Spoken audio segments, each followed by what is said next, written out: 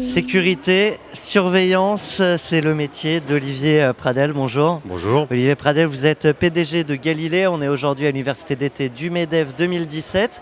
Et avec vous, je voulais parler des drones et de ce que vous arrivez à faire.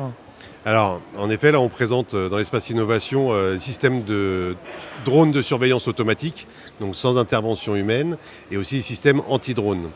Alors, le drone dans notre métier de la sécurité, c'est tout nouveau.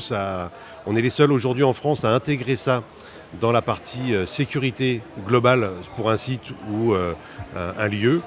Et ça nous permet de pouvoir pallier et d'intervenir sur des risques d'espionnage, terrorisme, environnementaux, par exemple sur des sites pétrochimiques, afin de prévenir des interventions, d'éviter d'envoyer de l'humain sur un risque qui peut être potentiellement dangereux pour l'humain. Là, on envoie du matériel et il y a une réactivité dans la prise de décision et d'intervention. Alors très concrètement, ça marche comment ? Vous bloquez les drones, vous les détruisez, vous tirez dessus ? Alors, sur le système anti-drone, en France, on a une législation qui est assez restrictive.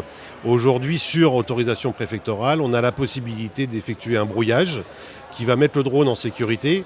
Donc sa mise en sécurité de drone, c'est soit il repart de là où il a décollé, soit il se met en vol stationnaire et il descend tout doucement et on récupère le drone sans l'endommager, ce qui nous permet de le donner aux forces de l'ordre par exemple, et eux d'identifier d'où il vient et à qui il appartient. Pour bien comprendre, je vois un drone qui arrive sur mon espace, ça peut être une attaque terroriste. Il faut à ce moment-là demander l'autorisation préfectorale ou vous l'avez avant déjà ? Non, lorsqu'on équipe un site en protection anti-drone, on fait une demande d'autorisation préfectorale pour l'équipement et la mise en place d'un brouillage.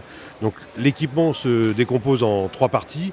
Une détection radiofréquence, on va détecter l'approche du drone, visuel pour voir le drone et détecter son cheminement, son vol. Et la 3e action est la neutralisation par le brouillage. Qu'est-ce qui pourrait être amélioré aujourd'hui en termes de loi pour votre métier ?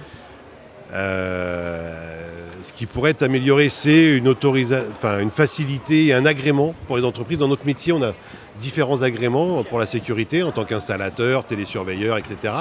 Et il n'y a pas encore d'agrément pour les gens qui sont en capacité d'installer des drones et de les paramétrer.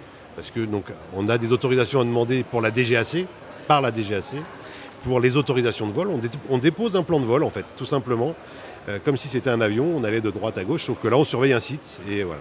Donc tout ça est un petit peu en gestation, en train de se mettre en place. C'est un nouveau métier, hein. Ça a 6 mois réellement. Et il y a très peu encore de sites équipés en France, mais il y en a beaucoup, je pense, qui vont y arriver. On va suivre ça de près. Un grand merci à vous, Olivier Pradel, dirigeant de Galilée. À très bientôt. À bientôt, au revoir.